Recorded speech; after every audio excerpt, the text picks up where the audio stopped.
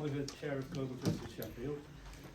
We're a local group which is one of about 40 local groups around the country supported by the national group Global Justice Now.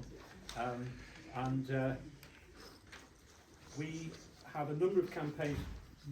Most of what we concentrate on at the moment are to do with anything to do with trade rules that causes, which allows fossil fuel companies to carry on wrecking our chances of a safe climate.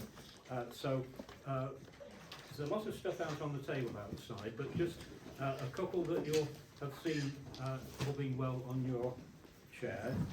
This one is make them pay for climate damage, and if you've got your phone, there's a QR code in the back, so you can sign that. If you can't remember if you've signed or not, then it won't do any harm, just to make sure. This one, reason I put this out on the chairs is that on the reverse side, it's giving a very encouraging example list of countries that are already rejecting those sorts of clauses in international trade treaties, where basically, it's called ISDS, we call it the corporate courts. Basically, it's a tribunal staffed by corporate lawyers, 3 corporate lawyers, most of whom are effectively chosen by the corporation that is suing a government. Only corporations can sue governments, not the other way around. And the clause allows them to sue a government for all compensation for all future profit until the end of whatever. So if it's an oil field that's got a certain lifetime, and you shut that down because you're not buying their oil anymore for your electricity, they can charge you, the government, for all the profits they would have made in that number of years. And this is completely, I mean, that should be illegal, shouldn't it? But anyway, that's just a bit of encouragement that we're not on our own in demanding that countries basically wind that treaty down and wind down that whole system. There are a couple of particular positions.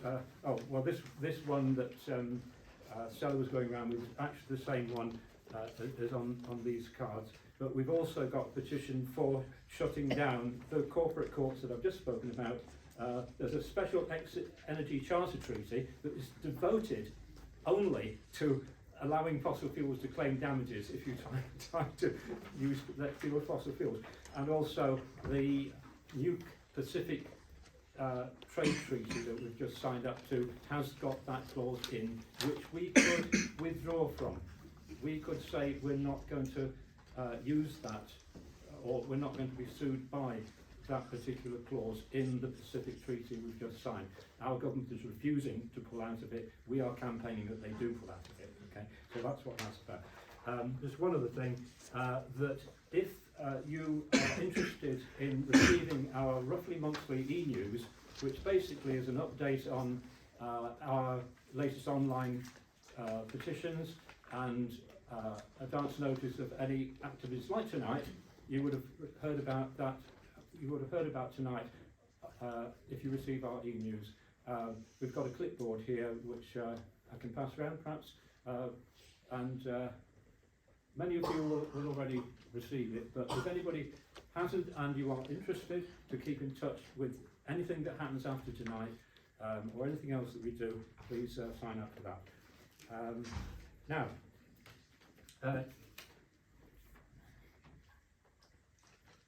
right, so a bit of housekeeping. The fire regulations, the fire arrangements, that's the fire exit. The assembly point is in front of the cathedral, just keep going in that direction, okay? And there is no pre-planned alarm. There's not going to be any test or practice alarms.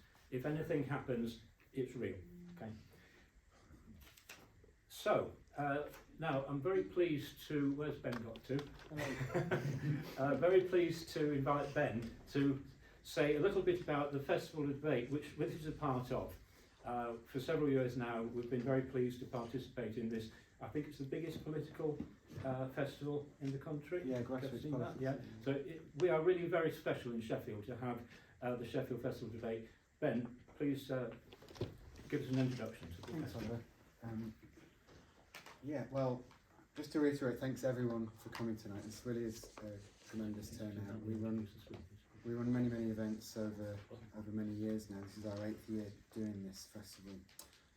This year's event runs from the 13th of April to the 26th of May, including over 70 events with 150 speakers and over 50 partners.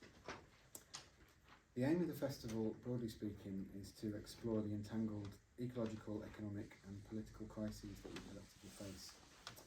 And whilst there are of course no easy answers, we hope that the festival creates a space to explore and both hold complexity and uncertainty, and brings together a community of people to make change where they are.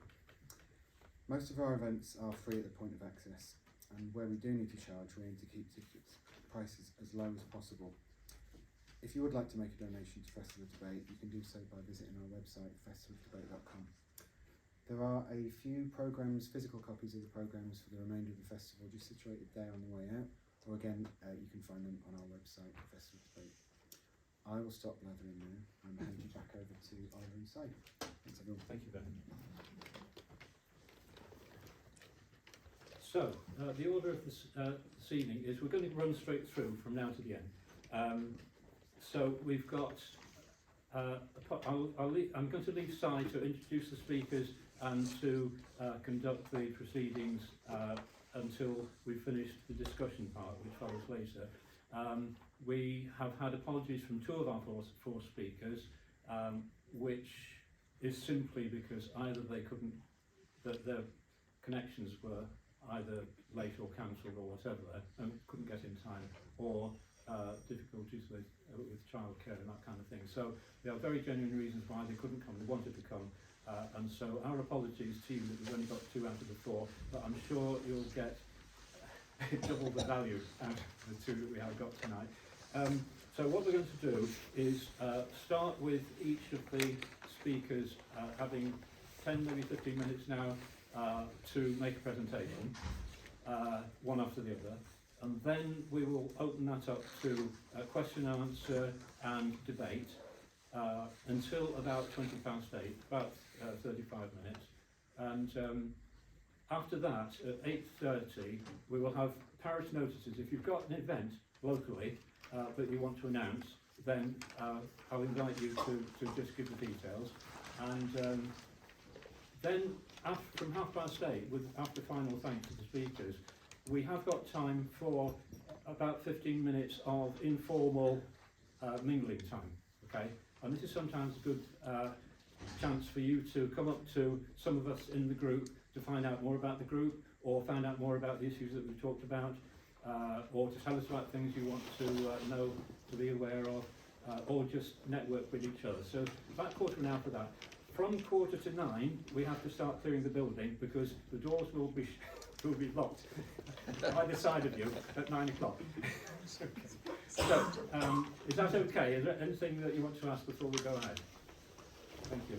So, over to Sara Davies. I will say that without Sara Davies doing nearly all the work on this would not have happened this evening. So, thank you so much to Sara. Sara is also a leading, well, I found a member of the Jubilee movement. Is that right, Sara? Kind of, yeah. You can clarify that, but anyways. Yeah. And so the Jubilee movement is very closely connected to what we do in local Justice Sheffield. And then Sara will take questions and comments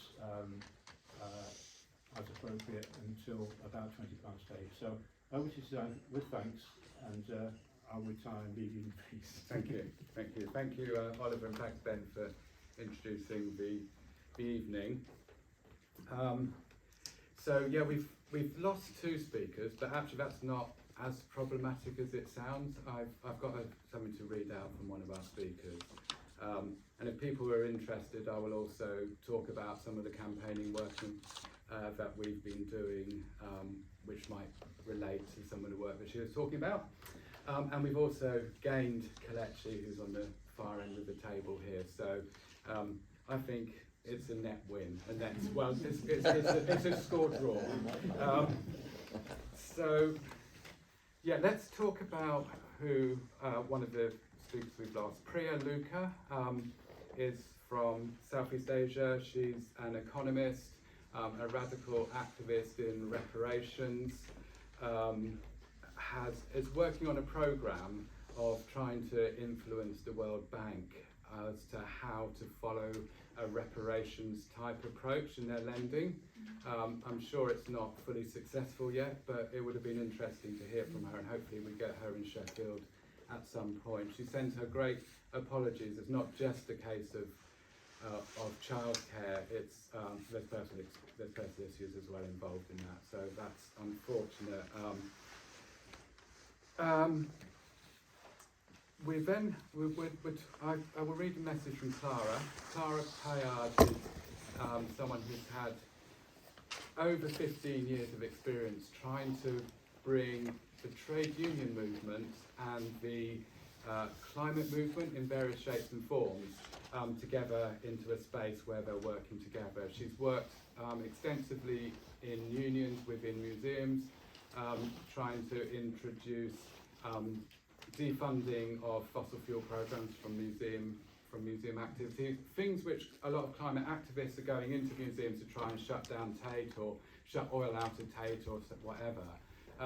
She's been using the trade union movement to do the same thing. She's been very involved in the ECOP programme and how trade unions in this country can get involved in pipelines in Africa, which is a really interesting departure. She's been doing a lot of work with anti-fracking, and in recent months has been really leading the approach of bringing XR and trade unions into closer orbit, doing the work of how do people who are not generally talking to trade unionists intervening on picket lines. It's new work. It's a lot of education work, and it's a two-way process. How do union people talk to activists?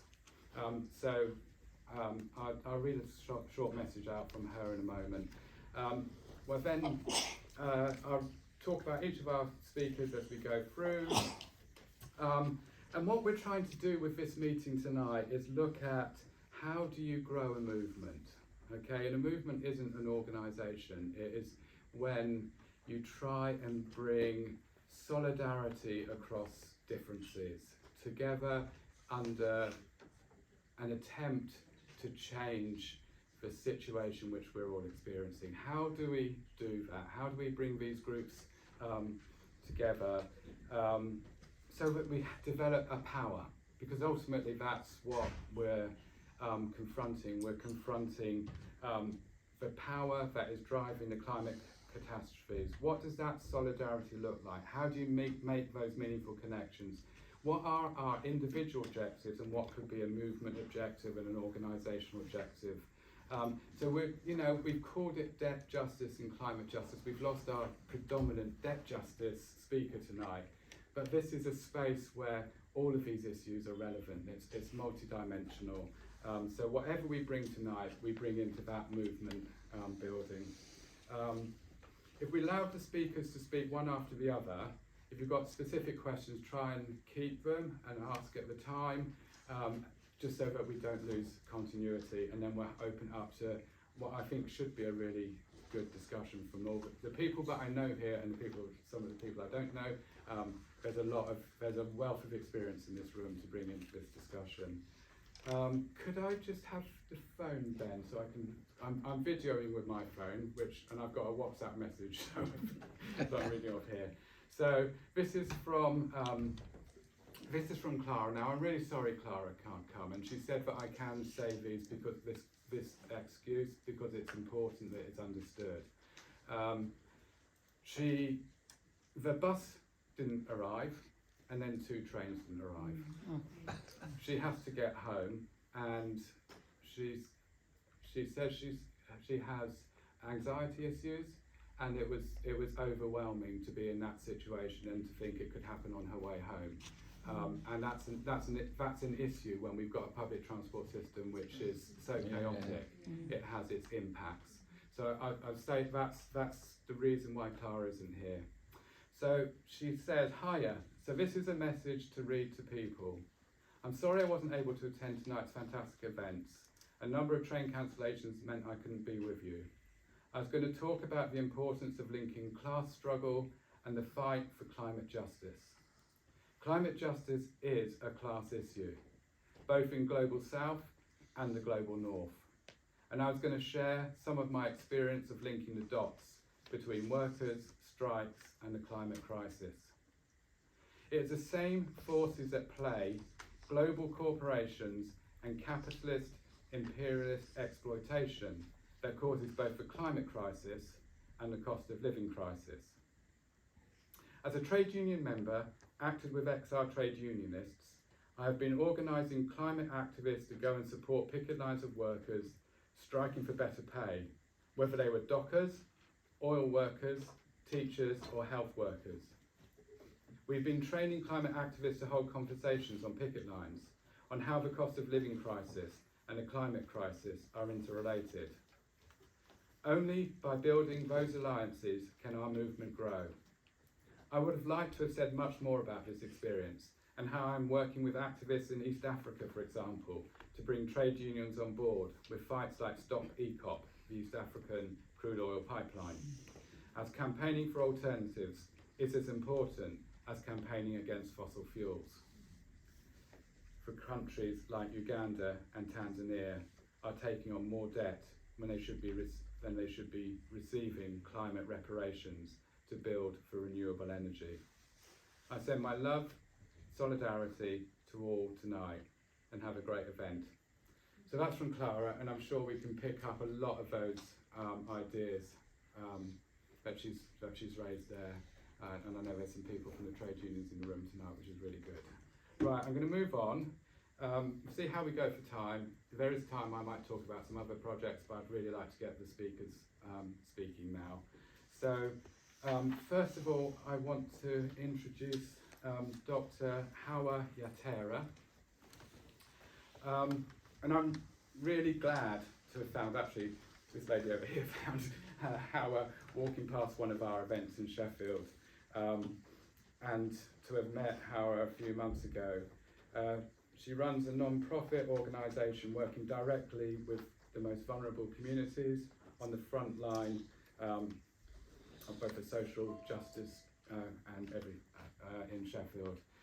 And I'm really pleased that you've agreed to talk tonight, Hawa, at this event with us. Hawa supports and empowers women and young people, predominantly from asylum communities, I think mainly originating from East Africa. Is that correct? Sub-Saharan Africa. Advocating for fairness through education, community, financial well-being, and I'm sure that you'll describe how love fits into this. So I'd like to really welcome Hawa Yatera.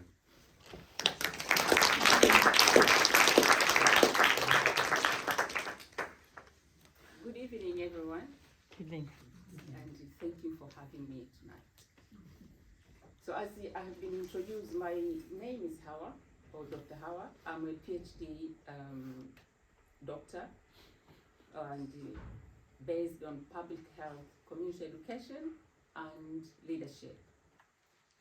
So apart from being a community public health educator and researcher, I also lead the organization called United Women Affiliation. We are based at Sheffield, 12 o'clock court. And the aim of the charity is a charity, not for profit, is to empower women and young people. But also we do support a small cohort of single fathers. The aim is just to build their confidence and resilience so that they can be able to take opportunities that are available for them to improve their life. Personally, I'm interested in advocating for social justice. So we provide education, we support them with health and the social services, and through challenges and joys of parenting. So through, you can see these are the people we support, and we normally meet once a week as a group but we provide outreach services. We work with predominantly with volunteers and session workers. We have got nobody who is permanently employed. It is a complex, but we do it to support the people who are in need. 80% of the people we support, they've got many barriers, but during COVID time, we had a need assessment and we categorized those barriers into two. We acknowledge that everybody had those challenges that COVID brought, but we know the papers and the research told us that this particular community was disproportionately affected. And now focusing on the population that we serve, we realize that the issue was a barrier in communication, the language. Again, they had digital barrier. They were not digital savvy, and everything was in the net, and they were not able to actually cope with the pace of information that was produced by the government, and they were expected to follow, and they were unable to understand. So our main focus is to build the confidence and resilience, and then empower them to take those opportunities and support them in their journey of that social chain. As we know, when the refugees comes in this country, they land in refugee center. For those who work with refugees, understand, they are given a year. And then after that, they are left with the community. But where do you go if you are not engaged? Where do you go if you don't know where things are? And you have got children, you are a single mom, and you cannot speak the language, and you cannot go to the internet to find the information there. Yes, you have been given a shelter that is draining, which is the shelter which is not even conducive to live in. But when people comes to look at the house, you cannot communicate with them. But you've got problems, so you isolate yourself. You are lonely, and you've got children who need to go to school, and you don't have job, and you are expected the little money that you get to actually pay for your house and pay for other bills. What will you remain with? I'm just trying to connect with the theme today. What will you remain with? And you cannot work because you cannot access the job. You're not allowed to work. You've got little children, and you cannot communicate effectively to actually be employed. So we found these women, they were just walking around during COVID time. They had nobody to help. At that time, I didn't have any clue that I'm going to have a charity. But one of the lady approached me, why don't we help these ones that have got nobody to help? And guess what? The society named them hard to reach community. They are seldom. So they were left behind. Nobody to reach them, because if we cannot communicate, definitely it'll be hard, isn't it? I'm ill, I need treatment. I come to you and you cannot give me treatment. What do you expect? Then you will just call the hard to reach. So they were left behind. And that's how we came to know them and start supporting them.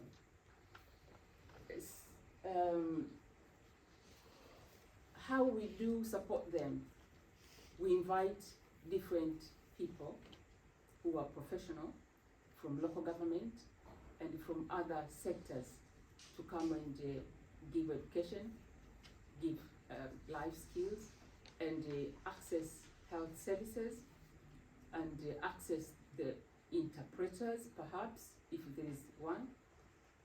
But for those who are in the house because of disabilities or because of children are disabled, how do they get services, how do they reach to get their needs done? It is them knowing, but there is still up to now, there is no service that actually going there. So I advocate for love. What does that mean? Love is listening and understanding their needs. And we have been promoting for love since COVID time. Because if you don't understand somebody, you cannot really meet their needs. And it is hard if there is no people to support them. And then it becomes harder: school, social services, housing, and where they live. Even doing the small shopping around. So when we raise awareness on, we need to listen to these people. We have not only to listen, but to understand them, and then support them to meet their needs. Then we look for opportunities. And these opportunities, we look at the opportunities that actually are relevant for them, because there are a lot of opportunities, but if they are not relevant for me, I won't be able to take that kind of opportunity. It's not that it prescribed for me, yes, but I'm not capable to do whatever you have given me. Give me the things that are simple, so that I can be able to do and build my confidence and resilience to be able to improve my life. We value their voice. And that's why I'm here, to bring them so that you can see them. And whoever who wants to reach them out, you can reach them out. So we value their voice, and we amplify their voice through different ways. And we walk around. As I walked around and I met my friend, and I said, okay, do you do some food? Which days? Because sometimes they ring you at 9 o'clock in the evening.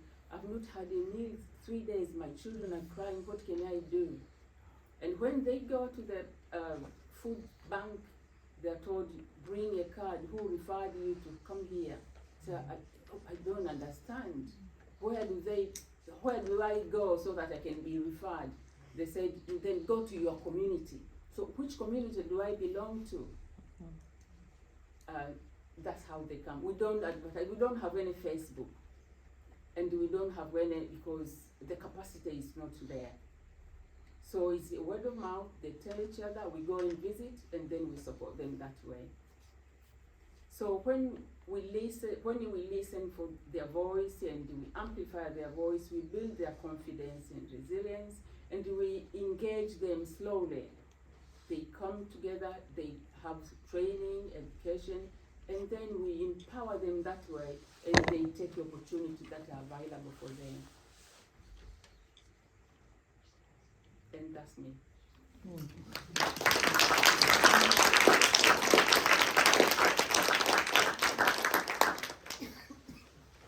So thank you so much, Hawa, for starting that. It gave us a lot to take forward in the discussion. As you sort of like began to talk upon that issue of debt, the difficulty that the month brings, not having sufficient and not being provided, not being cared for, and the importance of grassroots movements to being able to do that work, that mutual aid work, where you don't have the condition of having to have a card in order to be able to eat. So it was a really beautiful introduction. Thank you so much. I'm going to move on now to introduce Sara Callaway. Sarah's someone I met at a Jubilee movement gathering, which we held in London when we were trying to work out what this thing Jubilee was. And we were in a woodland clearing in Uxbridge, and Darcy and I sat listening to Sara talking about her work, and she was definitely someone we really needed to keep in contact with and to know. So it's an absolute pleasure that you've travelled up from London in a really busy time. I know you've got a lot on at the moment to talk to us tonight. I'm not going to have time to discuss all of the work that Sarah's done, but if I say, and I think you say this on your website, that you've worked for 40 years in the field of being active in women's, anti-racist, environmental justice, anti-war, anti-deportation, migrant justice movements, you'll know there is a deep connection to the struggles of our planetary and human survival demands. Sara works for women of colour in the global women's strike, which demands a care income for all genders doing caring work, including justice and the survival of our people and environment. And we'd like you to speak now, Sarah. Okay, Okay. thank you. Thank you for that very warm introduction. I'm very touched and grateful to be invited to speak with you today. And we really love the theme, which is how do we come together across our different sectors. So I'm going to do something, I hope you'll bear with me, I'm going to speak in a way I don't usually. I'm going to tell you about our history, how and why we organize the way we do, in case it's useful for the organizing that you're doing, and also to say a bit about also the problems, because we definitely have problems in the movement. When we're trying to do things, we come up against problems that we have to solve. So I'll just start by saying we're women, we're African, Asian, Latin American, and Indigenous women. We're part of the global women's strike, and as Saha said, our main demand is for a care income. We, in Women of Color, our group was founded by a lesbian woman who was in the Black Panther Party in the US and an immigrant woman from the Caribbean. And the whole issue of immigration was always fundamental to the work we do from when we were founded in 1975. Our founders read about the Wages for Housework campaign, and they were kind of amazed, and they traveled from New York to London to find Selma James, who founded it, and they said, we have to see if what's on paper is real.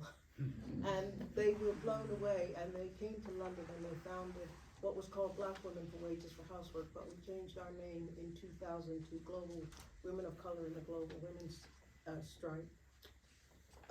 What Selma did was to put forward a demand for the unwaged work that women do to be valued and counted. And the campaign has always been anti-racist and international. She made the case that women's unwaged work is what reproduces the human race. It ensures survival, but this is often ignored or dismissed. And the poverty, we're looked down on, and the poverty makes us and our children more vulnerable to violence. And until this is a priority, we don't really have any chance of climate justice, because who's at the bottom of the climate justice issue is women and children. It's women in India and Latin America and Africa who are keeping people alive in the most horrendous situations. So until that basic injustice is dealt with, how can we deal with the climate emergency? And I like what my sister said about advocating for love, because we feel like the care income is how we advocate for love, because you love people by making sure that they have the resources they need for a dignified life, especially those who are making sure all the rest of us survive. And that could take the form of land, clean water, technology of our choice, any resources that women feel will lift their communities. We believe that these funds should be taken from the extractive industries and their allies, the dictatorships, the military, and the arms dealers. All of this is the spreading the corruption, and they're profiting off the destruction of the planet. And we know that environmental racism means those of us with the least resources pay the highest price with our lives for catastrophes that we haven't created. And we certainly believe that the billionaires, there shouldn't be billionaires. How dare they? It's obscene that people have that much money while some have no clean water. And we think that money, our climate justice movement has got to be recouping the money from the billionaires and calling that out. The way there are a number of groups within the network of the Global Women's Strike. And when we started, one of the things we had to work on was how we work together, because we're different sectors. And I'll just tell you some of the groups. There's the All Africa Women's Group, which Kelechi works with. There's the English Collective of Prostitutes, there's a legal service called Legal Action for Women. There's Queer Strike, which is lesbian, bi, and trans. There's WinVisible, there's Women Against Rape, and there's ourselves, Women of Color. When we started off in the 70s, we had to work out how to work together. And what we came to was the issue of autonomy. And that means we find our own voice and our own struggle, but we ensure that the perspective of what we suffer and what we're dealing with is put forward in ways that don't undermine other sectors. We want to break away from this idea that sectors have to compete for money or for attention, because we all need the same things, even though we have different levels of power to get those things. We didn't start with a plan. We sort of worked it out as we went along, and it developed over years. And one of the things we were able to learn from was, in the 60s, there were massive movements against empire and colonialism. And in the US, the Black Power movement was a great strength, and we used that as a guide in how we organized.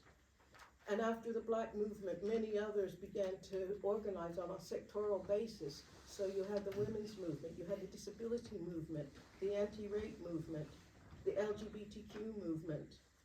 Each one had found its own way. Sex workers began to organize. And we know, some of us are from union backgrounds, and we know that unions were started in order to get people the things we needed, but often they haven't represented us, and so people have had to find other ways to organize. With autonomy, we try to deal with the fact that we share similar problems with different levels of power. We don't scab, because often people think that you have to give in or cave in to the authorities, you have to join in with them and do what they say. But we don't believe people say things like we have to join this organization so we can change it from inside, but it never works, because what happens is our movements get sucked into something else that's not working for the movement anymore. And I'm sure you've all seen that somewhere happening in your organizing. And we have to hold on to our movement and not let it be dictated by someone else. I will just give you some examples. We do a lot of anti-deportation work, and some of the examples are Refugee Council. Back around 2000, they went into contracts with the government, and the contract specifically said that they had to cooperate with the deportation measures. And that was a disaster, because you had the biggest refugee organizing then collaborating with the Home Office. And that was a terrible time. And it ended up with asylum seekers doing hunger strikes outside the Refugee Council. It was that bad. There are other groups, like Bernardo's at some point was running a detention center. There was another group that was actually giving people's details to the Home Office.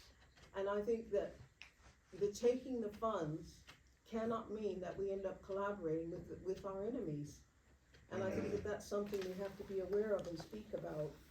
I don't want to take too much time, so I'll run through. I just wanted to mention people like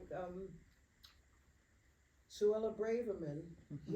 She's a grotesque example of that self-ambition, where people pull themselves up and then kick the ladder out and do harm to the very sectors they come from. And she doesn't represent Black people at all, or women. She's nothing to do with our movement. So we find that making our independent struggles alongside other groups gives us clarity and strength. And some of the big movements of the 60s and other times is when people have really come together in that way. And we have to find ways to do that more often. We focus on women. I would say the key areas that we work on are, we work with mothers, single mothers, rape survivors, lesbian and trans women, and women with disabilities. But we also work with families and anybody who wants to work with us to get justice.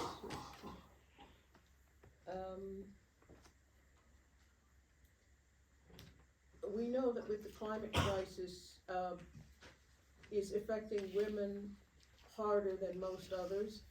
Of the nearly 60 million people have been internally displaced in 2021 across the world, and most were displaced by climate disasters, and many of those were women.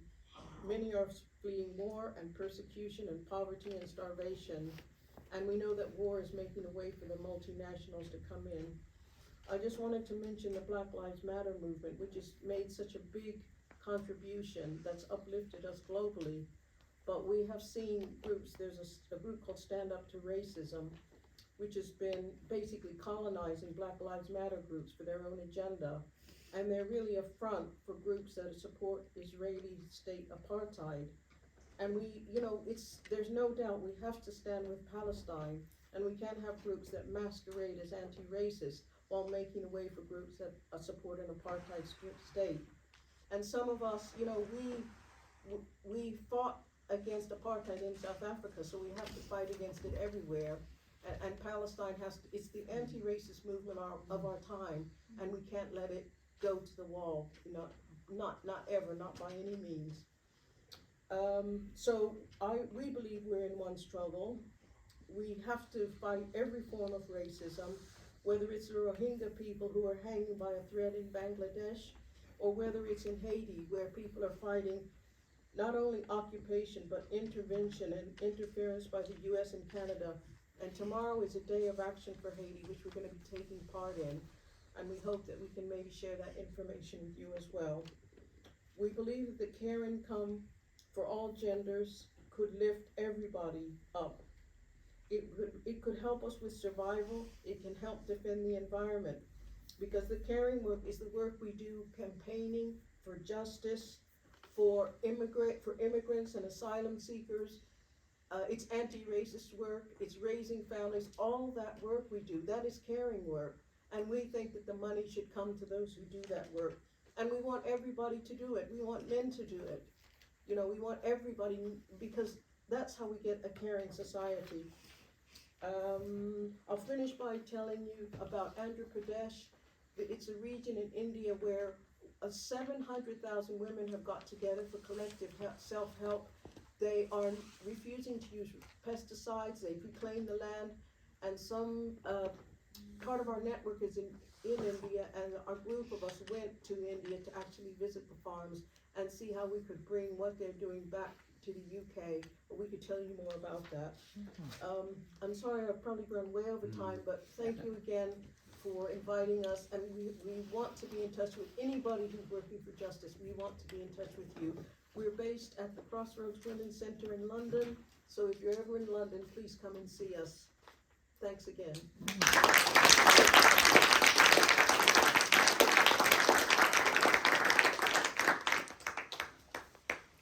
Thanks, Sarah.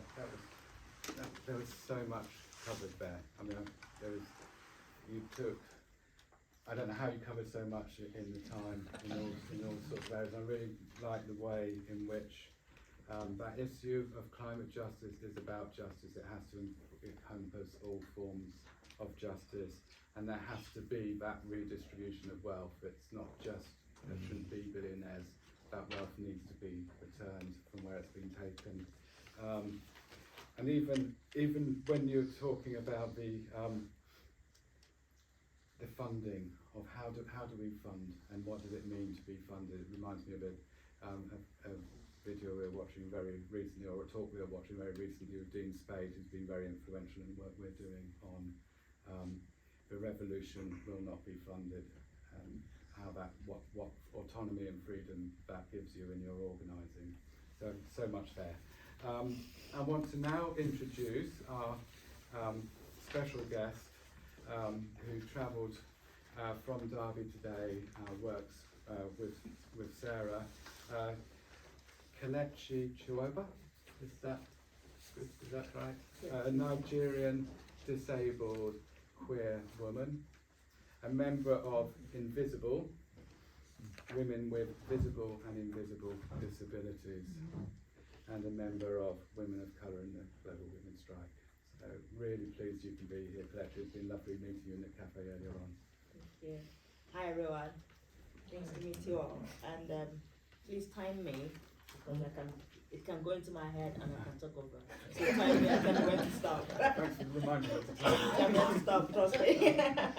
Hi, just like you said, I'm Kelechi Chioba. I'm an immigrant, and I migrated to UK in 2011 because I'm a survivor, and I'm a queer woman and disabled. So climate crisis goes beyond the environment. It affects whether or not we have income or food, and whether we starve or if there is war or peace in a society. So just like I'm a member of WinVisible. I'm just going to talk about WinVisible and what we do. WinVisible is a charity, is an organization. Is a women with it means women. It's an acronym that means women with visible and invisible disabilities, from all backgrounds, including asylum seekers, refugees, and immigrants. We are a self-help group tackling discrimination, the cost of living, and healthcare issues. And we coordinate Disabled Mothers' Right campaign, and we fight to keep our children. You know, as disabled mothers, we are considered as we are not capable of looking after children. We're not capable of having our own children. So we've had so many women complain to or come to us. So based on that, we started this campaign called the Disabled Mothers' Rights. And it's a campaign where we fight the court, family court, and the council to listen to us and deem us capable of being able to take care of our own children, because we are human beings like every one of you here. There's no difference. I'm disabled, you're able. What's the difference? We created a society where there's ableism. So it's just that's the problem we have, and that creation of ableism is what encourages discrimination. That's what encourages stereotype. And because we've been stereotyped, if someone sees me, if I come to you and with a child, the first thing that comes into your mind is asking me, how do you look after that child? Mm-hmm. But if the situation was reversed and I see you with a child, I won't ask you how you're looking after the child. It's normal. So why can't we see disability as normal? So that is why we formed this campaign, because this campaign is something that we work, and it's like we have a meeting, we have a picket every first Wednesday every month in the family court in Holborn in London, where we are in front of the family court, where the family court is always like closed. So we're trying to force them to like open the court so that everybody will get involved, because when people are involved, I think there'll be justice. Not I think, there'll be justice, because everybody knows what's happening. You can be able to impute. Even when the family courts try to disable us, make us disabled, we can try to tell them that no, we can. This is what is happening. This is the situation. We can look after these children. So that is what we do every Wednesday, first Wednesday of every month. And also, and we are glad to work with other people with disability, like on accessibility issues for the Extreme Rebellion, which the program we had in April, the big one action that will happen in April, as well as we take part in matches, we do speak out as well, etc. Also, coming to climate crisis. Climate crisis is disability and climate crisis are codependent, are interrelated to each other.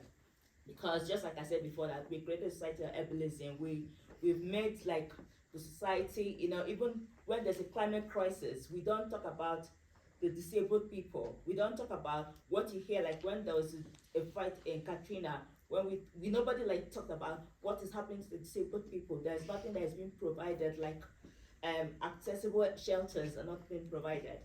Carers are not like say, okay, we're going to provide carers to look after these people. No, nothing is being provided. Things that like will help, the facilities that will be helping the disabled people are not also being discussed over the news. And just to summarize it all, we are systematically ignored by the government, even though we are the most likely to suffer the impact, especially in Global South, where we have even less resources in hurricane, like in Hurricane Katrina. Wheelchair users were left stranded. Coming to Pakistan floods left 1/3 of the country underwater. Excuse me. Yet, hardly did we have any news about people with disabilities. Excuse me. Mothers and carers with disabilities have a double or triple workload looking after ourselves and our families in crisis. Floods and heat waves make more people sick and disabled, especially when we have no access to health care. We are glad to highlight this urgent issue to help build this movement, and we're glad to be in touch with Sheffield groups and whatever groups that want to get involved with us to work with us, yes, because we want to encourage, we encourage inclusivity in such a way that we want our voices to be heard. Just like I was telling them in the cafeteria, we say we want our voices to be heard. We want like the forefront when they are voicing about climate crisis. We want to see the news, the documentary. We want disabled people to be represented there, because when people hear our voices, they will understand what happens to us. Like, let me take an example of I went somewhere. Somebody booked a hotel for me, and I went. She said, "Oh, there's accessible room." I said, "Okay." I went. There was no wet room, and she said, "What is wet room?" And I was trying to explain to her what wet room means. And you know, I didn't. She was like, "Oh, I'm so sorry, madam. I'm so." I said, "No, don't apologize. It's not everybody does not know. You know, with coming out as disabled does not make everybody to be like aware. So I tried to like create that awareness. It's like, so how can we create that awareness? Inclusivity. If people are involved, the more people understand this is what is needed. Like if you talk about accessible shelters, some people might not know. Oh, I forgot all about accessible shelters. Oh, I forgot there should be accessible toilets in shelters so that if there's a crisis, people can be able to use the toilets. You know, this is why we need that inclusivity, where people with disabled need to be in the forefront. So that the more you see us, the more you understand that issue. The more you understand that issue, the more you understand these are things that we need to make our lives move forward, so that they will have less. People, okay, talk about when you start recording the deaths of people in climate crisis. Have you heard of any disabled deaths? Nobody has it. Why? There must be disabled death, but we don't have it. Why don't we have it? Because we don't know how those deaths happened. We don't know. We should understand why those deaths happen, and what should we do to minimize the deaths of disabled people. Thank you so much.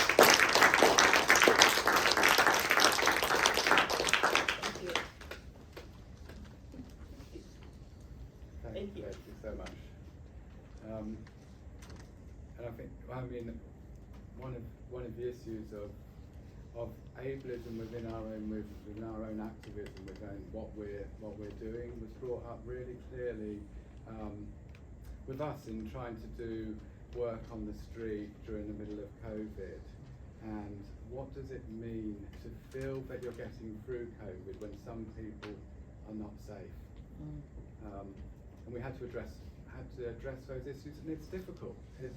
You know, I don't think we've succeeded in breaking through those barriers, even when forced to confront it. So there's so much work, and it's really important that we really foreground that in the climate movement, because it is women, and it's all the intersections, and each one is kind of compounding on the others. So thanks so much for your contribution tonight. To add to that, you know, we're doing a COVID inquest. We were one of those that did COVID inquest. In that, like for me, I had a lot of issues during COVID. I had a lot of issues, and like how to like survive without, because of my health issues. People like to carers, food to be delivered to me, and you know, it's part of those stuff. You know, it has been like, that's why we've put in that COVID inquest to the court for the government to see. You know, this is what happens to disabled people during crisis. Yes, we understand this is the first time that COVID is happening, but what do we do next? Another thing comes into, another crisis coming to UK. How do we address it? You know, so yeah. And do we build our resilience? Do we build our knowledge so that we do address it? So I would now like to open up this discussion to everyone in the room to feed in. I don't want to create lots of rules. I think discussions are much better when there's freedom to speak. But obviously we have got time constraints, so that people really start making speeches, I might intervene. It's not my way, but I might. But yeah, just have a discussion amongst yourselves with the speakers. If you want to ask a particular question to a speaker, just do that, and let's see how it goes.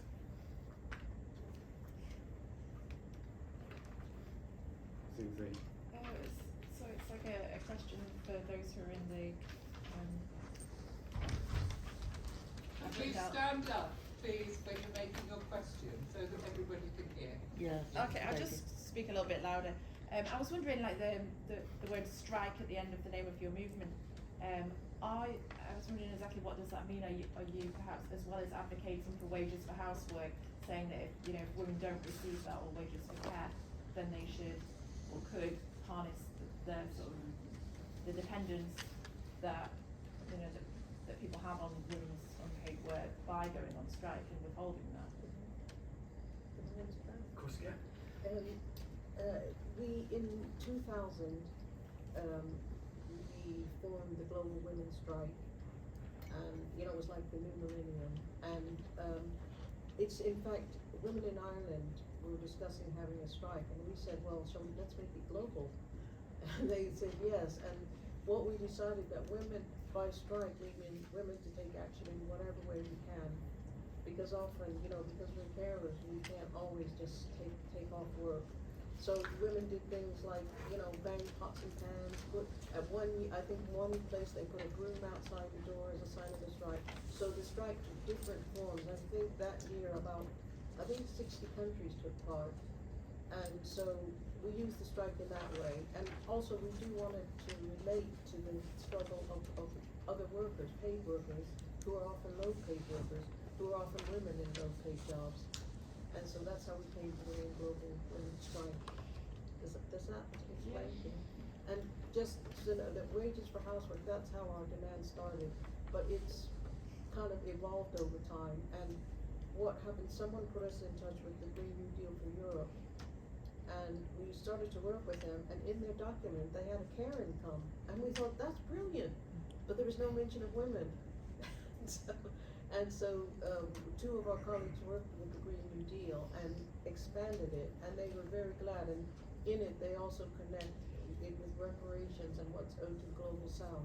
So the Green New Deal for Europe is one of the best Green New Deals because it actually includes women's unpaid work and the care income. And that's how we came to that formulation, which we like very much, and which in fact, we found in the U.S., all over the U.S., there are small programs where women are being given money, up maybe £1,000 a month in mothers programs for pregnant women, where women are actually getting money directly into their hands. So we think it's small scale at the moment, but it's what's needed internationally. So everyone has that money. Nobody is without clean water. Nobody is without decent housing. And so our children are lifted up as well, because mother suffering is always children suffering too.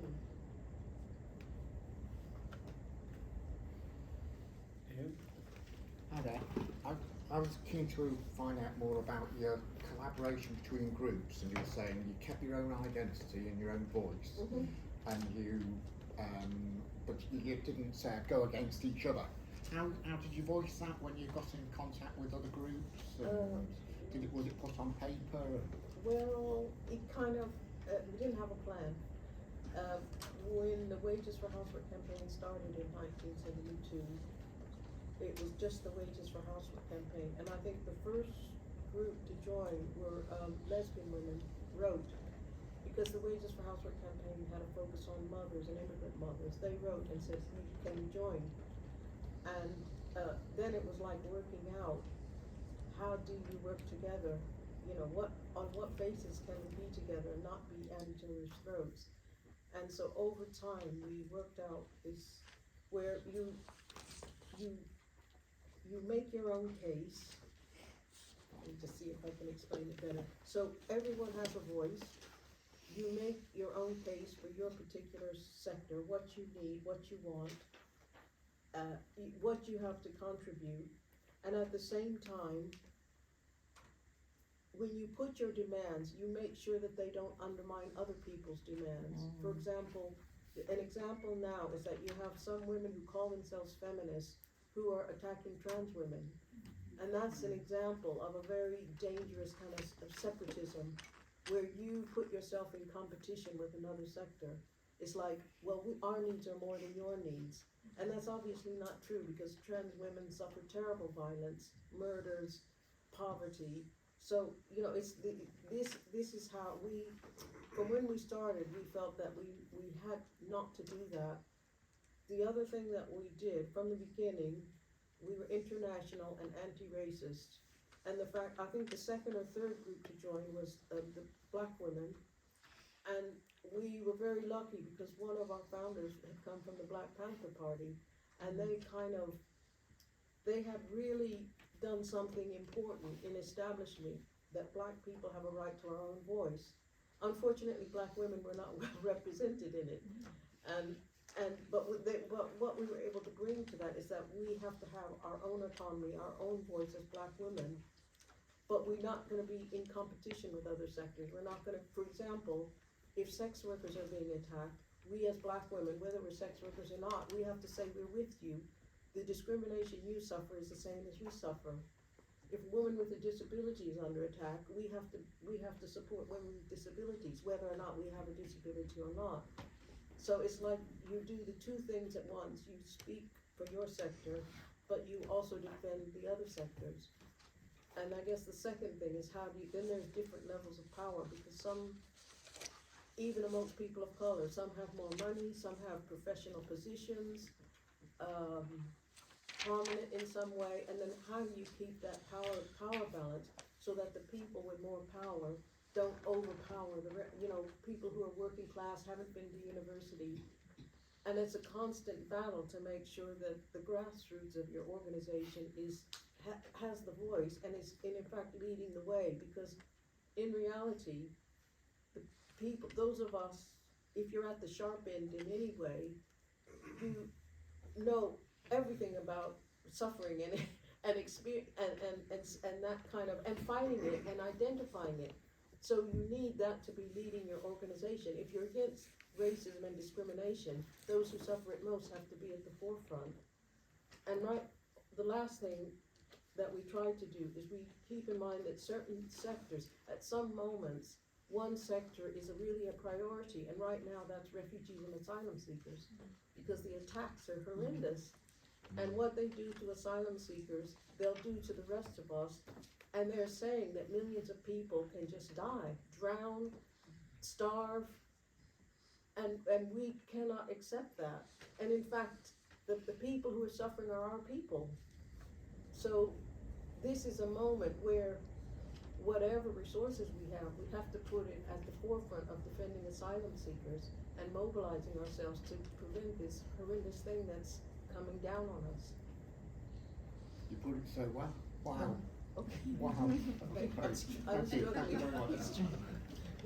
But a lot of this we just take for granted, but it took a long time. We had to keep, I think one of the things about our groups is that the groups share the kind of organizing principles and perspective.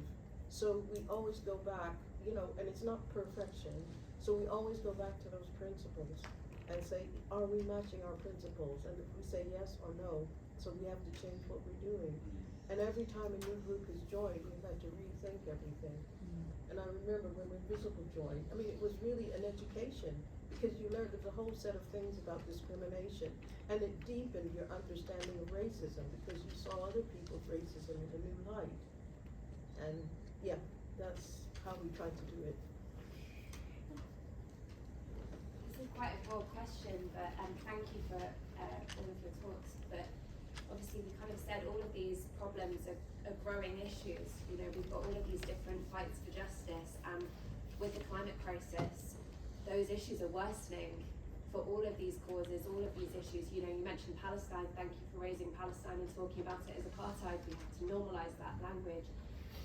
But I suppose, given the fact that climate scientists are saying how little time we have to actually try to not even turn things around, but minimise the impacts of what is coming and what is going to worsen all of these current situations that are already horrific for so many people, what do you feel are the best tactics for people to be adopting at this moment? We're seeing kind of an increase in direct action, but we're also seeing an increase in fascist policies that are trying to shut down protests. So I'd be interested to hear from all of you, from those different perspectives you shared this evening, about what you think we as a as a collective movement of people who are fighting for social justice and to protect our planet, what priorities, where should we be placing priorities on what kind of strategies, do you feel? It's not a small, it's quite a big question. No, it's a big question, but it's a good one. I think that, I think being international and applying anti-racism are two crucial things, because we always try to talk, especially in our immigration work, we always say that, for example, Africa and the global south, you know, Africa, the Atlantic slave trade was horrific. And even, this is a gross underestimate, but it's considered that Britain alone owes 17 trillion to Africa just for the Atlantic slave trade. And that's not even counting the people's lives, which would put it to triple, double that. But, so I think it would be important for the climate justice movement to be talking about that we, as people of color, we are already owed. So the idea that, you know, canceling the debt and all that, it's too late for that. We are owed, you know, for 500 years of robbery and plunder, and the wealth is here. You know, in London and Sheffield, all the big buildings, that came from slavery, as well as the ripoff. And I know Sheffield has been a place, I think Darcy was telling us about the suffering, you know, that the age of death was 28 years at some point. Life expectation in the mid-1900s I mean, for a grinder in the steel industry was 28. Horrific. It's horrific. So we, you know, when we make our demands of people of African descent, we also make a demand for white working class people. And I don't see why can't the climate, you know, XR and the climate justice movement can be making that case. And one of the things, there was, I don't know if any of you were at the big one, but there was the Pink Boats event, which was fantastic. There were thousands of people outside the Home Office. And it was everybody, people were completely switched on. It was absolutely fabulous event. And that can happen all the time. And then the other thing that happened was some XR people invaded Braverman Speech. Brilliant. You know, that's direct action, which maybe, you know, if we're immigrants, we can't always take those actions because we can't get arrested. But if respectable white middle class people can do it, that's wonderful. You know, it's very helpful. But I would go back to the thing of demanding the money from the billionaires. I mean, I know that at some point XR didn't want to condemn capitalism, but you know, we have to destroy capitalism. Well, you know, what else can we do? We have to demand back the money. We have to recognize the debt, the 500 years of robbery that Britain, all talking about all those things would bring us closer together. And also that you're not doing it as a charity, because we can't win without Africa and India and the global south and the indigenous people. We all have to win together. We win together or we sink together. And I think demanding, we have a right, every single person has a right to get to safety. How dare they tell us that people in boats can't come in? And I think the more we speak like that, and the more we include also the struggles in Africa and the global south are tremendous. There's all kinds of struggles, and those have to be on the agenda, not once in a while, and not this one and that one, but it has to be across the board. People are doing fantastic struggles, like this one in Andhra Pradesh. That's just one example. And what they're doing is that this is one of the ways to end the climate crisis is by restoring the soil, because the soil can do a lot to, you know, to take away the various CO2. And also, they're feeding people. They've raised their standard of living. The children's health has gone up. The women have enough power that they're able to confront domestic violence. So, and when women have power, then all of us can win. But until we have power, we can't win without women having the power. Would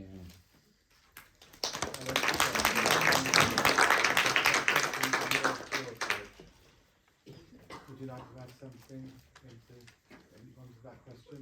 I think she has really explained it quite well, but maybe I can just top up saying, getting an example or a story from Congolese or Rwandese and Burundi's. I know we know there is a lot of war, and majority of Congolese are coming as refugees from different parts. And we know that Congo is not, that is a poor country. Congo produces a lot of gold and mines, and who struggles, majority are women who are continuing being poor. And what the power people, they just spot and see there is a God somewhere, and they invade crisis and war, and then people they're told to come over. And when they come over to the country that they are well off, they now get this kind of mistreatment.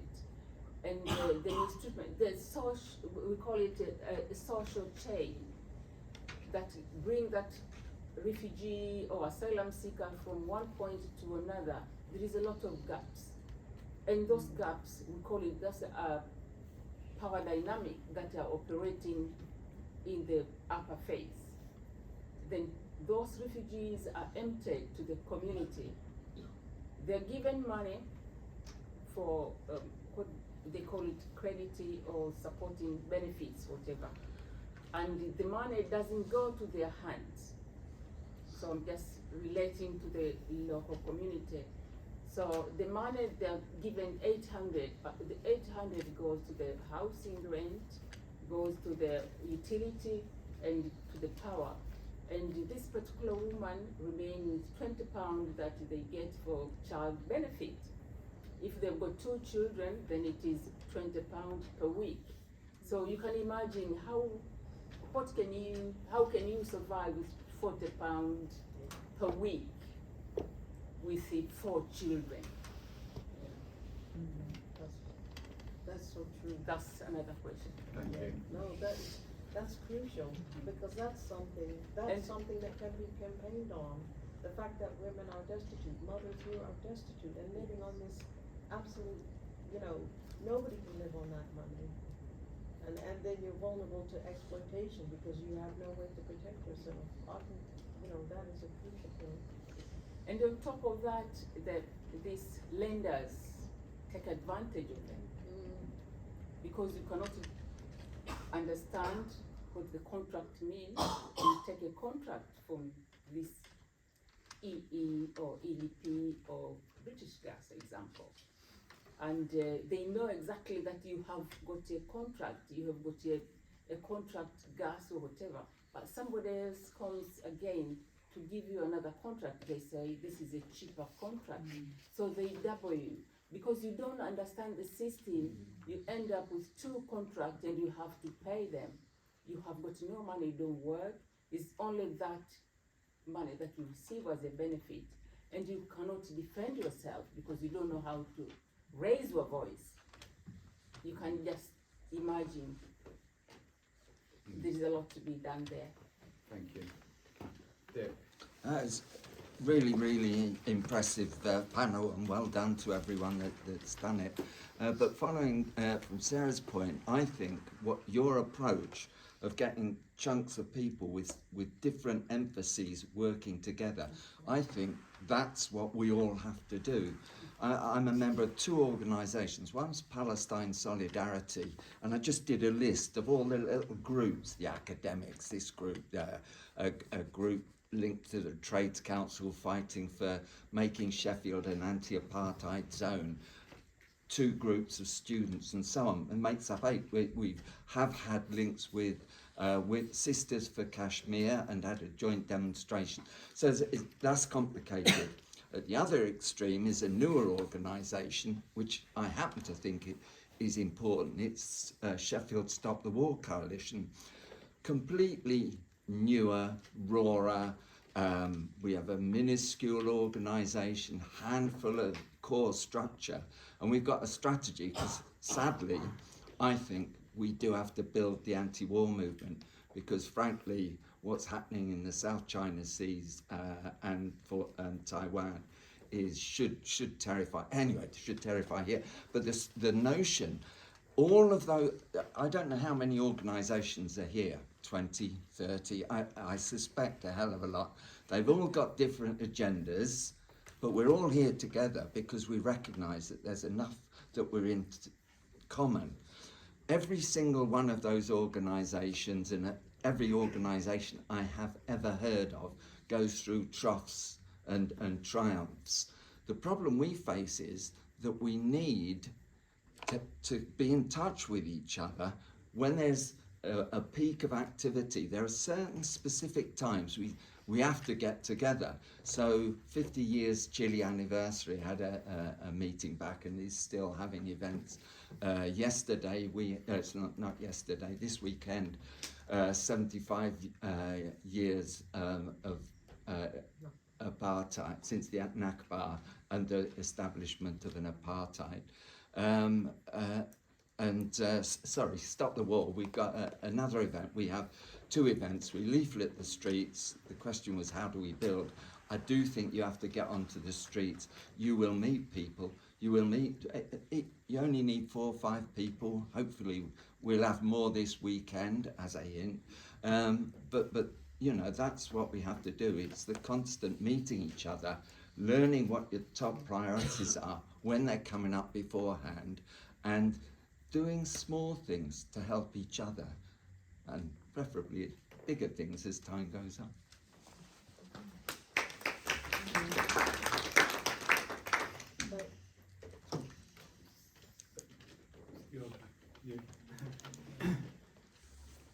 First of all, my deepest respects to Dr. Yatera once again. I've learned more than I can quantify in words. First, I want to say a few things about white British talent dysmorphia, commonly known as white British mediocrity. In that, like, the very fact that there is something that is being enunciated in received pronunciation in the English language, which make no mistake, it's a living monument to 3.5 centuries of rape, murder, and death across the world. It is very much semantic and phonetic rape in the mouth, and also of ontology, in that what Dr. Yatera was saying about the case of, for instance, a woman simply not being able to communicate. That's by castrating them of their humanity, you've castrated them of their agency. But simply because some completely ignorant and asinine native speaker of the English language managed to write 2 pieces of paper, this person's humanity is completely eroded.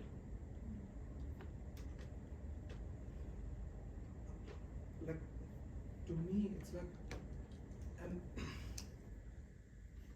and this is beyond mediocre, it's just fucking inhuman. My question is, but, like, in terms of exploring whatever coalition or whatever else is being done in the name of in the name of pontificating about all of this. My question is, where is your personal responsibility? I'm assuming most people in this room are painfully and pathetically monolingual, with little to no desire to learn another language, simply because it's convenient. I'm not like if you come at me with the argument that there weren't enough facilities, yes, and you are entirely rooted in personal and social insouciance about it, because you can't be asked. Functioning very much like a fart stuck in a time capsule. And I'm very interested in, where is the personal responsibility? Where is the contrition of, not of groups, not of organizations? Where is your individual contrition about? Have you ever sat in whatever looted chair you have, because this room itself is very much a consequence of loot. There was the name Samuel Galton is very endemic to this room. He invented something called the Galton rifle that was used to murder people on 3 continents. He was a Quaker. This room, this building, and many rooms like this have been built from his money. So, yeah, this isn't a rhetorical question. This is a question of complete and pure disgust and umbrage with white British mediocrity. Where is your personal responsibility? And also, for people who live in the south of Sheffield, have you ever considered getting off your ass and going to the north of Sheffield, where simply because money is being diverted from there to manicure Endcliffe Park, people over there live 20 years less on an average. Could I just ask you, I'm done. is that okay? It's a really important point, but and it seems wrong to stop you, but I understand. Yeah. You have a Done. patriarchal and industrial responsibility To the Yeah. time. Thank you so much for that point. Does anyone want to respond, or shall we? I mean, there's some really important points in there. Do we? I think maybe we just need to look at, I'm just trying to say, I acknowledge and appreciate the global movement, but now it is time to think and stretch the wings to the community as well, because the people that we meet up there, they're also around down here. What he was just trying to say, we do understand and we acknowledge power dynamic in our community from global, national, and local. And we understand and acknowledge the diversity of each and every one that we have. But again, just understanding and doing the bit that we do is not good enough. It is good, but not good enough. But understanding the invisible powers around and within our societies, and how those invisible powers contribute to shade or fuel inequality or social injustice. I think that's the point we can start, and then unite each other and join hands and unit and connect together to see how we can support the people that are oppressed and discriminated in our society. Right. I'm gonna. Could I just quickly comment? Of course, I just wanted to just say to the sister with the glasses and that I should have said that your question was a good one, because we are definitely all in one movement, and I think the climate crisis has made that absolutely clear. It's just how we bring those together, and I think we are. I mean, that's what we're trying to do, is do the local and the international at the same time. Because the people who are fleeing here are the international, and some of us who've come in by other ways. All 3 of us are from other places, and so we bring that with us. We bring everything. That's our contribution as immigrants. We bring that, and we don't hold white people personally responsible, because white people can be anti-racist, and want to be and need to be. And so that's our starting point, not to put white people down in and of themselves because of the history. We hold the wrongdoers responsible, the robbers and the looters and the multinationals. We hold them responsible, not individual people. Just that. And I think your point about coming together, it's like, but on what basis do you come together? Are you going to start with women? Are you starting with people who are most vulnerable, asylum seekers? I know there's a big Somali community in Sheffield. I think it's like reaching out to see what issues are people working on, which are below the radar. But there's a lot of organizing that's not on the street. It's in the kitchen, somebody's kitchen, in somebody's community center. It's at the back of the church. And I think that's where we have to be going if we really want to reach out.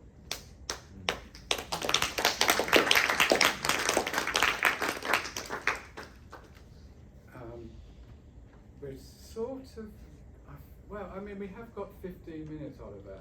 I was going to say, do you want to take more of these? I would rather the discussion runs as long as Yeah. necessary, and if people need to meet informally, they can meet outside once we get booted out of here, because that will happen.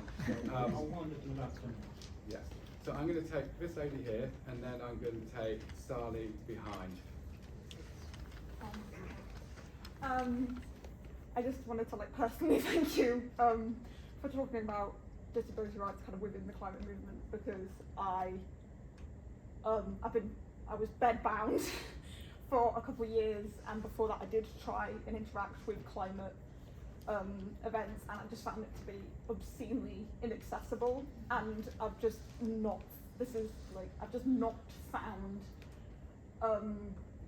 it being talked about anywhere, and nearly brought me to tears. I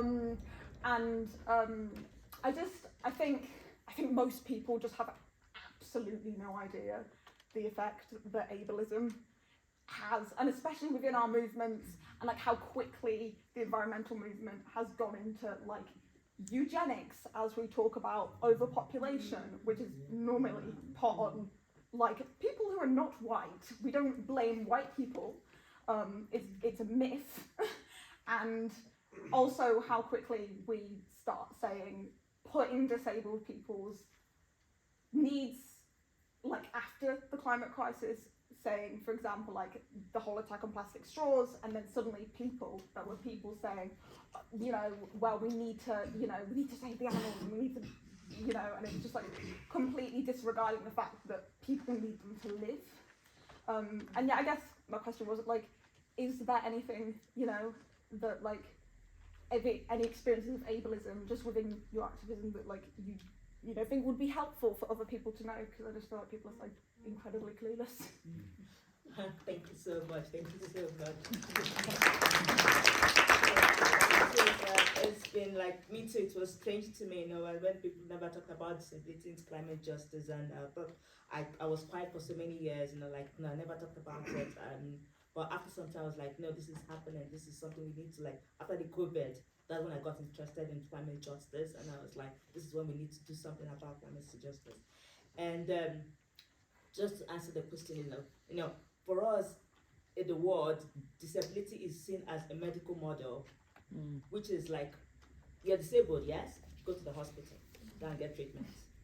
But we don't look at the social model of disability, which is looking at the general aspect of disability, how to attend to it. So what I will advise people to do is, and it's just going to answer this question the other lady was talking about, is we want to echo accessibility. We want to echo accessibility, because if you echo that accessibility needs, we've been talking about accessibility for how many years now, even before I was born. But still it's there, it's working. But we need more improvement. Why are we having COVID inquest? When are we living in a third world country? We're not living in a third world. If we're living in Nigeria, no problem. In Nigeria, talk about no problem. But this is a country that we believe that should be able to, disabled people shouldn't be filing for COVID inquest. We shouldn't be, So we should voice out that access needs. We should also voice out, talking about the immigrants that Sara and Hawa was talking about. We are talking about immigrants. We are not thinking about the disabled immigrant. I was a disabled immigrant. I never understood what it meant. Yes, I've heard of so many immigrants, but I never understood what it meant to be a disabled immigrant. I went through a lot, with my health, everything. It was so messed up. But I learned a lot because it prepared me to fight for the next people. And that's what pushed me into campaigning. What pushed me into disability campaigning. Is something that we need to recourse fund. She was talking about £40. During my time, it was £35. If there was a crisis, okay, the fight it wasn't given to everybody. First of all, they will consider your condition. They will go to the hospital. Then the hospital has to testify whether you need the money or not. But they're not looking at that. Everybody's disabled. We're all disabled. Why should you check who needs the money or not?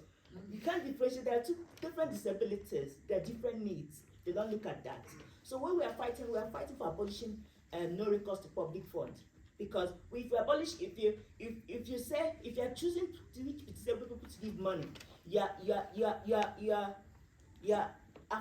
one is going, it's affecting one and not affecting one. When during climate crisis, there's a climate crisis and there's a problem, one can be able to handle their problem and the other won't be able to handle their problem. So, but if we do abolish no recourse to public fund, every disabled person can get money to be able to, like, when they're in need, they can be able to attend to their needs. Because if you don't give money to people, as disabled people, we experience domestic violence because people take advantage of us. So many people that have papers take advantage of us. They're like, okay, and because we don't have money, we have to just say yes to them. And that increases domestic violence. And who are you going to talk to? Are you going to tell police? If you tell the police will take away the man. Then who are you going to depend financially? Nobody. So for you to survive, you have to shut up your mouth and endure the domestic violence. You know, so this is what we need to talk about. We need to talk about not abolishing no recourse to public good because it saves people from that. You know, and also we have to talk about care charges. You know, when I was talking about carers. You know, during crisis, people need carers in the shelters. We need to put carers in the shelters. If you don't have access, if you don't have care, if you can't afford care charges, if you stop your care because you can't pay for carers, you won't have people to help you out. Because there are people, everybody, like if I'm depending on Sarah to help me, during climate crisis, Sarah will be helping another person. Sarah won't be able to help me because this is a crisis that she has other people. But if you have care, if the care charges is stopped, that's charging disabled people. So during climate crisis, people can be able to have carers to look after them. You know, so thank you. Thank you. I'll take your question, and then I think we will have to just. Thank you very much, Sai. My name is Sally. I'm migrant organizer for Yorkshire and Humber for an organization called Migrant Organize, set up by 14 migrant groups 30 years ago. I'm glad that Sai invited me to this. We've been talking with Sai and other people in this room and also outside about working together. So I found the speeches from the three of you very inspiring. I've been hearing about this. I went through the asylum system. I spent 5 years without a penny. So the Home Office did not give me a penny, and I had no housing when I applied for asylum. And I was also in university at the same time. So I spent 5 years in limbo before becoming a refugee. So I know the system. I've passed through the system, my family has passed through the system, and I hear what you're saying. So I think working together is something that I really believe that is a solution to most of the things we're talking about. So we need a movement of movements. So the system is so entrenched, no one group of people can defeat it. That's right. This is a system that has gone on for a long time. It's rooted in colonialism and slavery and other things. And so, and it is resourced. The financial system is sort of skewed towards a capitalist system that underlies all these and oppress us. And so working together is a way to solve these, one of the ways to actually address these issues. So I agree entirely with what you say. 4 weeks ago, I convened the Yorkshire Summit here in Sheffield, and Sai and Jubilee Movement worked with me and other groups. And we pulled together 60 organizations. We're 110 people involved in 55 campaigns. We're in that room. And you were present as well, thankfully. So, and Sai made me to know that, you know, I must invite you, and I said, yes, I must invite you. Unfailingly, so I did that, and sorry, I didn't know about other organizations. So we're in the process of trying to work together to find a way where the climate crisis caused, the cost of living sort of cost, the migration cost, the labor there were about 6 trade unions at that summit. So we invited the academics and everybody else. So we need to work together. So we're looking at ways to promote working together, and SAI and the Jubilee movement is with us 100%, and we're pleased with that. And please do join us in this movement.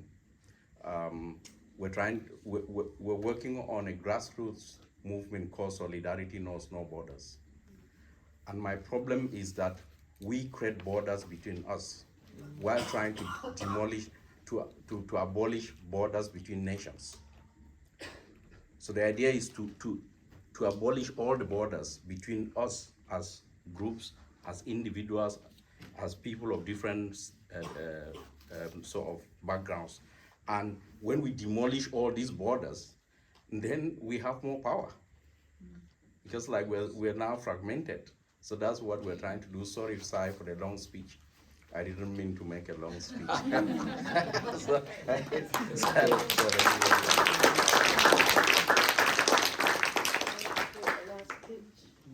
I think what I'd like to do is I'd quite like to come back as well. Okay. If that's okay with you, just to add a small amount into the discussions. I feel there's been a huge amount said and an awful lot of learning. I'd like to try and encapsulate that, and then to ask each of you to come back, and that could also include talking to about what Sara just said. So, I mean, I'm not going to speak for very long. I really want to address what you said directly, because there's a couple of words. Of course, I said it directly. I'm not. British. No, I'm going to be sorry. You talked about an erosion of humanity, and I think that is exactly what is really important to understand, how expendable people and the environment are to a system which just does not care about things other than profit. And we see that expendability in everything that people have talked about tonight. We see it in the way in which people who are non-white are treated, have been treated, and will be treated. We see it in the way in which people who are disabled are invisibilized. It's the most perfect name for an organisation, because that is what it means to be disabled in this society. And again, an erosion of your humanity. We see it with the migrant communities, and a way in which it is just accepted that there is no, the cameras will not be turned on the beaches where people are being washed up on. There will be media silence, media blackout, and behind that blackout there is real suffering, and we don't ask what that suffering implies, what that suffering involves. It's with the trans communities, who at the same time as migrants are being tapped in Moseley, are being killed because they do not identify with the gender with which they are born. That is what erosion of humanity looks like. The climate emergency and the climate crisis is adding on to that. It is not the emergency. The urgency of the climate emergency is not as urgent as the urgency of not having any money after your £40 have run out. It's these urgencies are all the same. So when we fight these battles, then we need to be thinking of our tactics, just like the woman over there said. We need a multiple number, we need a diversity of tactics, we need to be confident in how we're using those tactics. We can use our bodies, our voices, our privilege in ways which directly confront this system of annihilation, and we should do that. We can use our privilege of union membership, of being able to assert our rights collectively, to speak not only for ourselves and not only for our brothers and sisters side by side, but people in the global south who have got far less. And we need to assert that power that we have against, for those communities. We have a responsibility to do that. We have a responsibility to be in our communities and helping one another. We should not face these conditions and allow people to be on the streets, homeless, hungry, drunk, and without a way home. We need to learn how to be for each other in our communities, and those communities are multiple. So I feel that is what coming together has to be about, is understanding that each of these emergencies have a human cost, each of these have an environmental cost, each of these have a hugely personal cost, and that is where the grief comes from. That's what should compel us to fight on a diversity of tactics, and not say one thing's more urgent than another, because it simply isn't. It's one thing. All of these things are totally related, and we need to fight on that basis, using our collective power and coming together and working out, where the solidarity, where the differences. And I absolutely love what, and I really want to explore this tomorrow, Sarah, the ways in which we learn that horizontal organisation, learning to be together, learning to trust one another. But we better bloody do it quickly, because it feels to me like that there's an awful lot coming against us. So I'm going to leave it at that and pass on to the three colleagues here to make their pitch. Final pitch.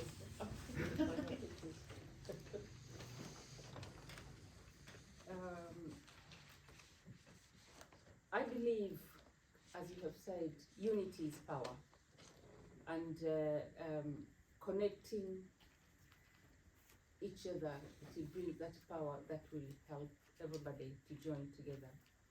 Maybe I can just give one example, it's only 2 minutes, how we managed to come together to have that voice heard. It wasn't one day, it took a long time, but we involved a lot of other people to understand where these people who are hard to reach were living. So we involved a lot of people in the society. Collectively, we were able to reach people. So if we all work together, from the grassroots, the charity, and the global, then we'll be able to support the deprived communities. And when I say deprived community, is all across, not only the minority or the color.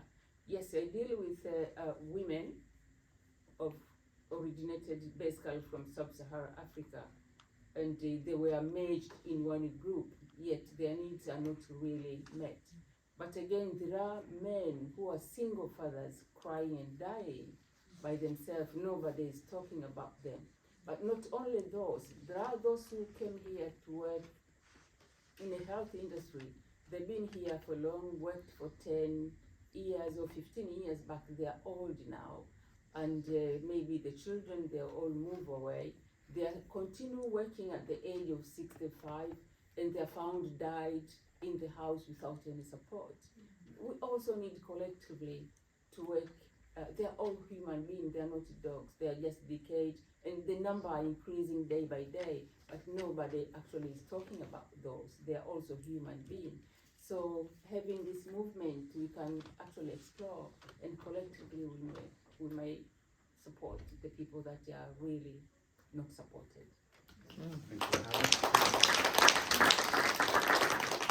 Yeah, I'm just going to summarize in 3 words. Organize, organize, organize. I'll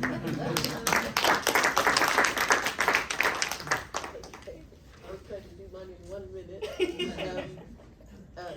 The working together is urgent, but then how do we do it, and on what basis, and who do you start with? And I should have said, you could start anywhere. You don't have to leave what you love doing. You can start there and reach out to other sectors. it's a day-by-day thing, so every time you decide on the priority or what work you're gonna do, then you have to look at what does it mean, for example, for Palestine, what does it mean for refugees and asylum seekers? Is what you're doing helping to build those other movements? And in terms of privilege, I think that I think there's a problem with horizontalism, because the assumption is that once you're horizontal, all the power relations go away. But that's not true, because they're there and you see it played out. The same people with more power in society end up taking over, unless you actually you have to deal with power relations on a day-by-day basis. When they come up, you have to deal with it, discuss it, and make sure that those with the least, and those who, because people who are at the sharp end know best what needs to happen. People with disabilities know. People of color, we know. Sex workers know. People that feel discrimination know what needs to happen. And then we have to choose our points of reference. You know, the self-ambitious will come to the forefront and try to lead an organization, but you have to decide, is that really where you want to go? Where one or two people go up in the world and the rest go hang? I mean, these are things that have to be sorted out on a day-to-day basis. There's no shortcut. I wish there was, but I haven't, in 40 years, I haven't found that shortcut. I hope you'll be in touch with us. We're gonna have a sign-up sheet, which we should have put out earlier. Please sign up and let's keep in touch. We would love to come back to Sheffield, and we'd love to bring you all to London. Some of the things I talked about are in this book, which by Selma James, it's her second anthology, and I would highly recommend it. It's full of great stuff if you're organizing, including stuff about, you know, climate justice and how women are organizing. I just wanted to pick up Kelechi's good point. I think we have to fight the no recourse to public funds, the attack on disability benefits. That has got to be, you know, in our organizing, why not go to those demonstrations with people with disabilities? Because there are all kinds of organizing that go on. And XR could make that a priority in their organizing. There's so many exciting things we can do together. Anyway, we just love to stay in touch, and I'll finish there, but just thank you again. It's been lovely being here, and we hope to see you again soon.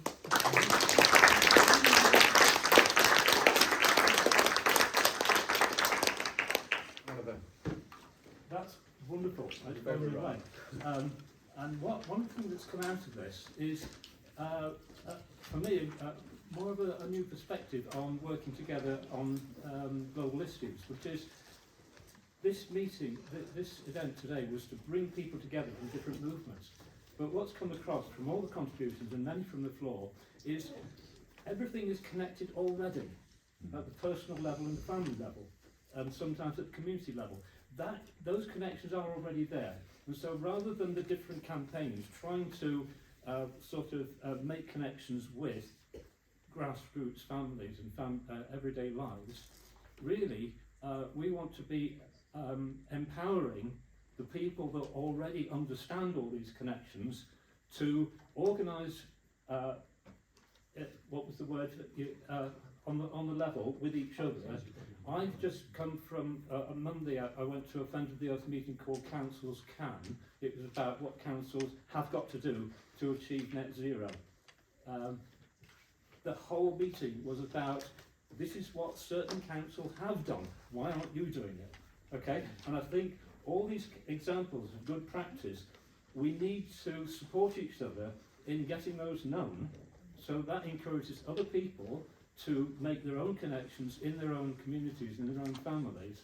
Let's work from the connections that are already there and work upwards from there. Global Justice is devoted to working in solidarity with people of the Global South. That includes people from the Global South who are now living in this country. And I'd like to think that that gives us also a connection between the people who have come here from the Global South and the countries that they have come from, so that we in this country can learn more through those immediate connections. I've actually personally made a start with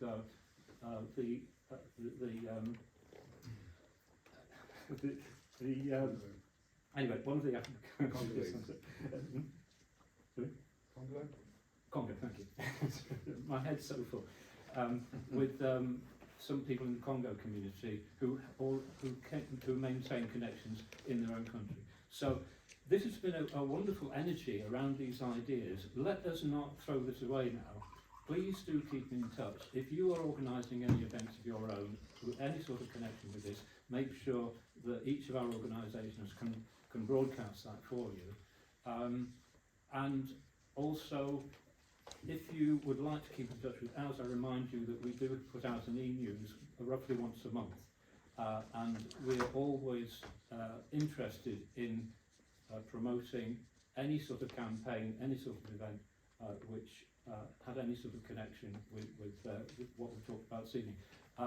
I did say that we've got 2 minutes before the door shut, but I did say that I would offer parish notices. If anybody's got an event, please speak now or ever hold your peace. Yes. Very quickly, Please. from Sheffield Stop the War campaign, I said campaigns go up and down. Every 3 months, maybe even 4, we have a public meeting. Next Wednesday, we've got a meeting on Yemen, and Yemen's been at war for something like 8. Say date, time and place. Next Wednesday, United Reformed Church, 7 o'clock, and I've got flyers, but not vast numbers because I neatly chopped them in half. So only take one if there's a possibility you come in. And I'm part of an organisation called Big Run for Palestine. We run a large-scale annual cycling event where we go from point A to point B every summer. Thank you. This year we're going to Wales for the first time. There's normally around 300 of us, all ages, all backgrounds, all religions, all ethnicities. It's one of the most positive events, and we raise awareness about Palestine and apartheid in Israel and against the Palestinians in different places. It's this summer, the 3rd to the 6th of August. Registration is open now, so if anyone is interested, I'll hang around outside if you'd like to chat. We'd love to connect with other groups and have more voices and elevate these voices through our networks as well. So, yeah. thank you. Thank you to everyone. If anyone wants to find the Jubilee movement, you are really welcome to come to our next end of the month meal, which is outside Sedaka, down on the Wicker. It's on the last Saturday of every month. So the next one is, to the best of my knowledge, the 27th of May. And we really like people to come down, have food with us, have food with people who need the food. And yeah, so welcome there. Thank you all so If much. anybody would like to make a donation, because not all of us paid beforehand, put something in the bucket, please. Thank you. Thank you, everyone.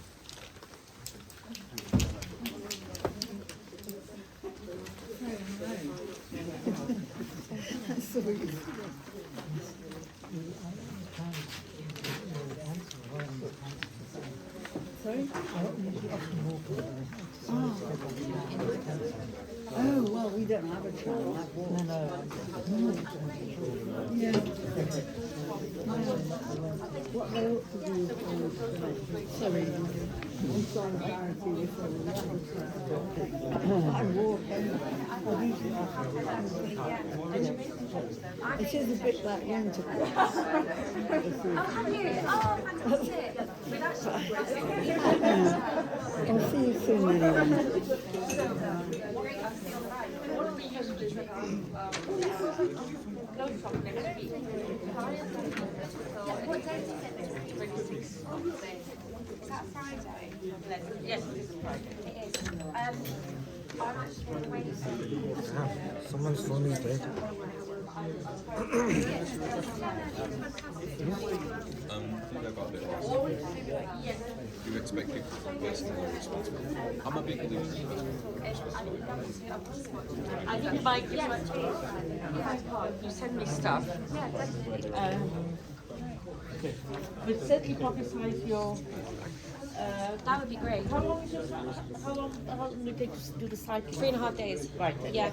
Well, there'd probably be loads of people, you know, in Sheffield who like to do it. Yeah, I think there's a few riders that come kind of are Sheffield based, but it would be, yeah, I'd love Does to. it have to be Sheffield based? No, they're all over the UK, and actually people travel from all over, so we actually have. You don't actually start from Sheffield. You start. No, we move the ride around different places every summer. So Oh, so we where's it starting basically this year? Swansea to Bristol via Cardiff and Newport. So the reason we do that is we go through different villages, towns, local communities, big cities. We engage with new groups every year. So this year we've actually, hopefully, we've got the First Minister of Wales speaking at one of the, hopefully. Please do. Come on the right side. Can you send me some details? Yeah, And absolutely. I'll make sure it's publicised. That would be amazing. But there's a separate Labour Friends of Palestine. Yeah, I haven't, because we've been so busy organising the ride, it's quite a big thing to organise. Yeah, I can imagine, yeah. So I need to connect more with the local Palestinians. Well done.